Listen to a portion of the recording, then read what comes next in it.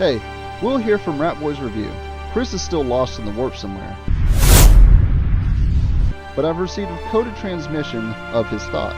Today we'll be reviewing Warhammer 40k Space Marine. Now, I remember the reception of this game to be pretty meh, but everyone is hyping up the sequel, and I thought we'd give the original a chance before the new one comes out later this year. I've only played a small bit of multiplayer at a friend's house before this review, and Chris didn't even know about the game until I told him about it. So before we begin, let's do a quick rundown of the scoring system. We take 11 properties that every good game should have and score them individually. We take those and average them together to get our personal score. Then we take our personal score and average them together to get our final verdict. Alright, let's begin. Warhammer 40k Space Marine came out on September 5th, 2011 and is available on the PS3, the Xbox 360, and the PC. It was developed by Relic Entertainment, who also brought us the Dawn of War series and the Company of Heroes series. The game was published by Sega, who brought us games like Phantasy Star Online, the Total War games, and a lot of the Alien franchise games. The typical time to beat is between 7 to 8 hours on a casual playthrough. Space Marine sits at $60 on Steam. Also, we played the anniversary version of this game for the PC. In Warhammer 40k Space Marine, you are Captain Titus, a Space Marine of the Ultramarines chapter and a seasoned veteran of countless battles. A million-strong Orc horde has invaded an Imperial Forge world, one of the planet-sized factories where the war machines of humanity's never-ending battle against survival are created. Losing this planet is not an option, and be aware of the far more evil threat lurking large in the shadows of this world. As far as Steam descriptions go, that's not a bad one. Yeah, you play as Captain Titus of the Space Marines, Ultramarines chapter, to save a factory planet from an Orc invasion. Accompanying Titus is his sergeant and a rookie who's constantly questioning Titus about every decision that he makes. You do this by slaying hordes upon hordes of orcs, and it becomes clear pretty early on that there's something darker going on in the background. Gameplay here consists of corridor and set-piece fights, slashing and shooting thousands of orcs that cross your path to the next cutscene or upgrade. And that's it. That's what you do, that's what the game is, that's what the game is about. Mechanically, you have a few tools to work with to achieve those goals.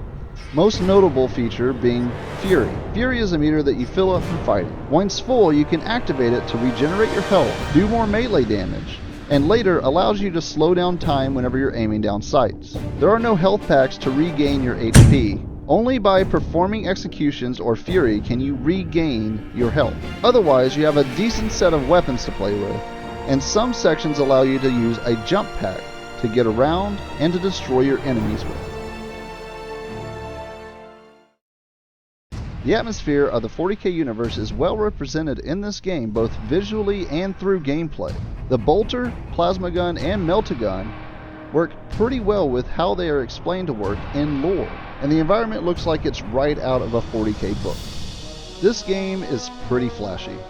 From the executions to just regular shooting and watching the blood and sparks fly off of unarmored and armored enemies, and then you take how fast the game runs, and you have a pretty decent movie cinematic experience, which is what I believe they were going for whenever it comes to this game. Some games have good checkpoint systems, other games have terrible checkpoint systems, but this game has pretty good checkpoints whenever you die, and if you play on hard, you'll be dying from time to time. Luckily, the checkpoint system here is just so good. There's only 1 or 2 spots that are kind of annoying to be set back to, but overall you're only going to be set back maybe a room or 2. Even though we played on the Anniversary Edition on the PC, the graphics still hold up pretty well considering its age. It could still give newer games a run for their money. In some games, you have to babysit your teammates and constantly pick them up. I'm looking at you, Gears of War. But in this game, you don't have to babysit your NPC teammates at all. There's no specific sections where you have to cover them to move a box or anything like that. They are just straight up invulnerable the entire time. Now, they're not the most useful teammates, but enemies will also occasionally fight them, which allows you to either regain health, pick up ammo, or just finish off the enemy altogether. I was not impressed with any of the game's quote-unquote boss fights. No spoilers, but there's only 3 fights that I would say are considered to be boss fights, and there's not much really going on. Every boss fight has minions, where you kill the minions, and then you shoot the boss for a while, and then you kill some more minions, and then you shoot the boss, and then you do that over and over again until the game is done. And then it's over and you move on. And there's not any real build up to the fights themselves, in my opinion. They just kind of happen. Either way, the bosses are just kind of lame. Most of my deaths in this game were done mid-execution whenever I was trying to get health back. It was pretty annoying, but it wouldn't have been as bad if all the animations lasted the same amount of time, but they don't. Some executions last significantly longer than others, and they are chosen at random, so you cannot really plan out regaining health via executions in the heat of battle without taking a chance, which could be viewed as a risk and reward scenario, but consistency would have been nice. Aiming doesn't feel good in this game to me. I felt like looking side to side or aiming quickly from one position to another felt very, what I can only explain as a jittery sensation to it. This is also seen while sprinting in combination with the screen shake that sprinting does. I know that they did it to make you feel heavy, but it's very jarring to see your screen jitter up and down every step that the Space Marine makes whenever you're sprinting. I don't want to say that it could give you motion sickness, but it's very off-putting either way. Unfortunately, the gameplay loop here is the same over and over. Go into a corridor or a set piece, kill hordes of enemies, rinse and repeat. That may be a realistic life of the Space Marine, but it doesn't make it less tedious. Every enemy in this game or problem can be solved by a bolter blast, and there's no real evolution to the gameplay itself. It just gives you tools to kind of do the thing that you're already doing, just in a more explosive way sometimes. It's not a huge issue, but enemies will just shoot through walls and floors a lot of the time, and with great accuracy. This is just simply bad game design. There's not a mechanic that lets you shoot through walls to kill the enemies or anything like that. They just laser you through walls sometimes. But it's still manageable. But it's still bad game design.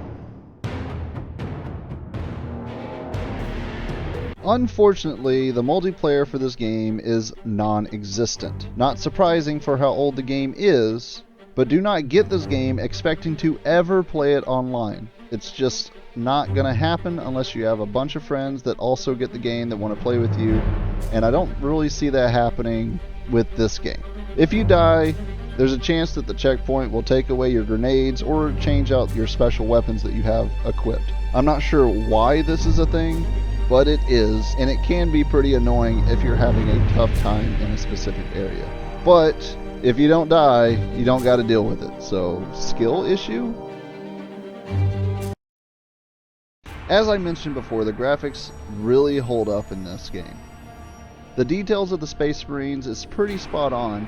Orcs look exactly like how they should. Shooting enemies sprays bloods and sparks. The executions, whenever you're not clipping through the environment, are pretty good and cinematic. The environment itself is very 40K, and although pretty samey in some areas, are still detailed for what they are. The only real noticeable issue is the low rendered backgrounds. There's a lot of clay back there. Regardless, both of us give the visuals a solid 7. Music is pretty unnoticeable. There's some orcs that just sound like dudes, like they don't have the orky speech to them. But besides that, everything else is pretty on point. The voice acting is good, bolters sound like bolters. There's really no complaints, but also no praise for just doing your job. Just do your jobs! Just do your jobs! I give it a 5, and Chris gives it a 7. Apparently, he thought it was a lot more impressive than I did. I was actually kind of invested in the story at the end. There's some conspiracy and betrayal. There's just not much story to be had overall. But the story that there is is pretty decent. The dynamic between the main character and his sergeant is a good representation of camaraderie between two brothers in arms. The main character trying to teach and mentor the rookie while the rookie is trying to do things by the book is a good dynamic. And I'm interested in see how the main character will be in the sequel. If the sequel is actually going to be a continuation of the story anyways. I give the story a 6, and Chris thinks it's a 5. This game has very good pacing. The corridor after corridor fights, but always towards the direction of the end. Weapon upgrades and fury upgrades are given out decently between chapters, and sections go by fairly quickly. The story also progresses at a pace that makes sense. I give the pacing an 8, and Chris gives it a 6. The gameplay here is a 5. Go there, shoot here, now do that forever. There's no evolution of mechanics to enhance the gameplay. There's no cover system. There's a moderate amount of guns to use, but there's a clear gap in effectiveness between them. The jitter thing was constantly off-putting to me, and after a few hours of playing, you'll get the gist of what you'll be doing for the rest of the game. None of this is bad per se, but it's nothing special either. Mechanics are also a 5. Fury is a common mechanic in these types of games, and it can be pretty ignored unless you really want some HP regen. The slow-mo when aiming during the Fury was more hindrance than helpful. You should be able to toggle it on and off, and when used, it doesn't even slow down the meter drain, so you're effectively just doing less damage with bullets. The rocket launcher was kinda cool. It's more of a mine thrower that you manually activate, but other guns are just point and shoot. I don't mind getting HP from executions, but late game executions are harder to line up to get your HP back, which is somewhat expected, but still pretty mid. As said in story, the cast here has a solid dynamic with each other. It's just a shame that there's not more of it. Beyond the core 3 characters, there's a couple more cast members that also affect the main character's thoughts and feelings, but really nothing of note in that dynamic. The main character is the only real character that shows personal growth, which to me is somewhat to be expected. I don't want to spoil what little there is, so I'll leave it at that. My score is a 5.5, and Chris gave it a 7. Running through corridors and set pieces gets the job done, but it's pretty unimpressive to me. There's some environment changes to get to a new corridor or set piece, but again, it's pretty standard stuff. There's audio logs to hunt down for world lore, but they're nothing special to me. So I give the world development a 5, and Chris gives it a 6. I generally enjoyed my time here. It's simple, dumb fun, and hard mode didn't turn all the enemies into bullet sponges. The main character is an interesting character, and I hope the sequel builds upon his story. The game is quite repetitive, but it's not long enough to really bother me personally. The jetpack sections are cool, but there's only like 3 of them in the game, and they're kinda short. My experience comes to a 6.5, and Chris's, who I guess had a worse time than I did, came to a 4. There's straight up no reason to replay this game. I give it a 1, Chris says it's a 3, the audio logs are not interesting enough to go back for. I'm guessing the big post-game draw to this was multiplayer, but again, good luck trying to find a match. But yeah, once you go through there's nothing left for you. A real one and done situation. There was not a single time of great annoyance for me throughout the entire game. The story end really intrigues me for the future of the franchise, and I hope the sequel is a continuation of this story, because it does have potential. It also leaves you on a cliffhanger, which makes me want more, and I imagine if I played this whenever it came out, that I would probably be pretty upset by now to know that there hasn't been another one of these games in 12 years or whatever. The game doesn't drag on past its welcome, and ultimately is a decent experience. My final feel score is a 7, and Chris has it as a 6. Both of our averages equal to a 5.5, which brings us to our final verdict. This is a very average game. It'll leave you sated, but nothing more.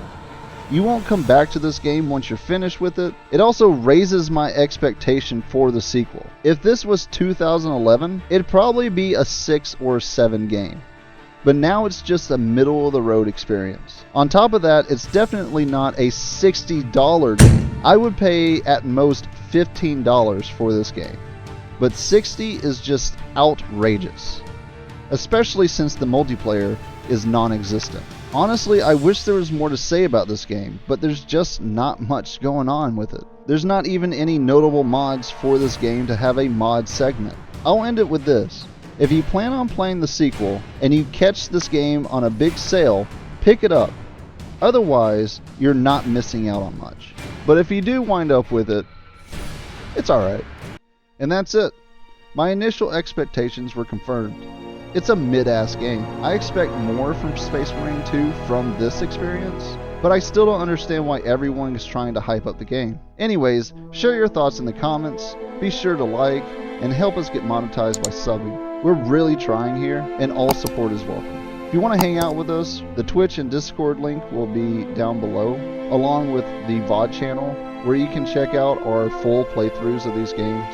Until next time, Rat Boys out.